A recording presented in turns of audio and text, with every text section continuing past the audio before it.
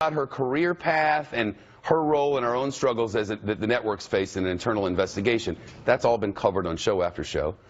I really thought the most interesting part was where she revealed she's been a victim of bullying by a presidential candidate, but first as a child. I had some bullying when I was in elementary school. And what really happened was I moved, and my seventh grade was really a full year of bullying. And it was brutal. I mean, it was a form of torture, where I belonged to a group of girls, and then one day, for no apparent reason, the group turned. And I had no friends. I mean, I had no friends. I had nobody to talk to. They would shoot spitballs at me. They would try to trip me. They would make fun of me. They would mock my weight, and they would mock my skin, which was not good at the time. And I would go home, and I would just cry at night. I was so alone, and I felt so unlikable. And, you know, it was 1982, 1983, so it was like, this was not the age of helicopter parenting, where the parents would have been all up in there, and the guidance counselor would have been, I mean, I went to the guidance counselor, and nothing happened. And it wasn't until the end of the year when a beautiful angel named Heather Shepard, Kelly was my good friend, she was my lifelong best friend, but Heather Shepard threw me a line and sat with me, and my mom always said, all you need is one. And she was right, but I'll tell you, Shepard, that to this day, that bullying, it affects my coverage as a news person. It affects how I see stories. You know, it affects how I approach stories, and even what stories we decide to put in the show every night. And then Donald Trump bullied you. Well, I had some familiar. When it started happening with Trump, I was like, this is familiar. Okay, I've been through this before. And so, you know, it's always good to find a silver lining, but I would say that that was one. I had already experienced a year of bullying, and there was something to fall back on. Then when Trump did it, you knew what it was.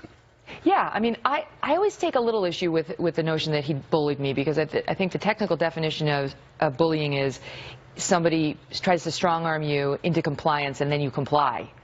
And so I feel like it was an attempted bullying.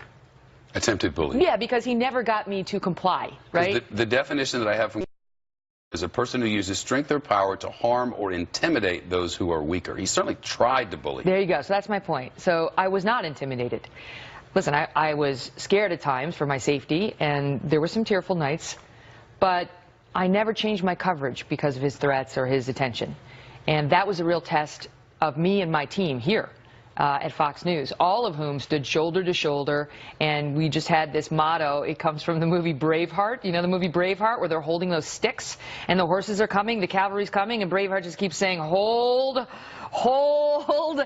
And that's what my team and I were saying as all the attacks were coming in, and demands for a boycott, and demands that I be fired, and demands that I be removed from the debate team. It was hold. Why did he do that? We knew we could get through it.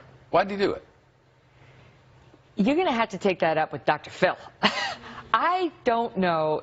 I don't really understand. All I know is he told me he was genuinely angry. He was angry all those months about, in particular, that debate question, and he didn't like what he was seeing on my show night after night. He thought it was unfair to him.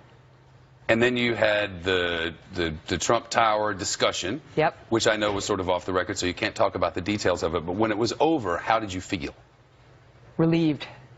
You know, I write in the book, Settle for More, that it felt like being a hostage, being seen by her hostage taker for the first time, and being hopeful that he would finally let her go. You know, it was just, I didn't ask him to stop the bullying.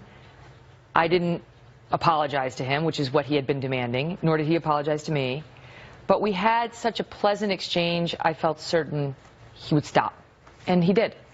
Surviving the bullying is something that you've clearly done. It's something that clearly was a theme within this book.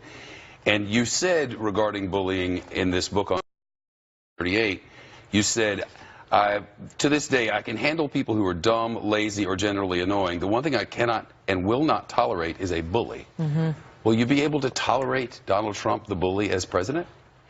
Well, I feel as a woman? I feel like I now have more experience in dealing with Donald Trump and his attacks on the media than pretty much anybody. So I have a lot of practice in dealing with him when he comes after the media. With respect to me, as I say, I think we're good. But he goes after journalists in a way I don't think we've seen any modern American president do. You know, we had a young embed who was 20 who said to me, I'm afraid they were throwing tomatoes the other day. And she said, what should I do if they throw tomatoes at me? And I said, stand tall. Stand tall. Tolerate the bullying. If it's like a shoe, duck. But, you know, if it's a tomato, I think you make a point because you're standing tall for all of us. And there were points this past year where that's how we felt on the Kelly file, that it didn't matter how much incoming he tried to throw our way or some of his most ardent supporters did. We were going to do good journalism come hell or high water. And both came at various points of the year, but we emerged fine. You know, our ratings are fine. They're very strong, in fact. And I think honest people understood that he's an interesting kind of candidate who is running a different kind of race, including coming after the media. Settle for More by Megyn Kelly. It's about a middle-class girl who grew up to be a powerful and famous newscaster and everything in between. A small-town girl who, as she puts it,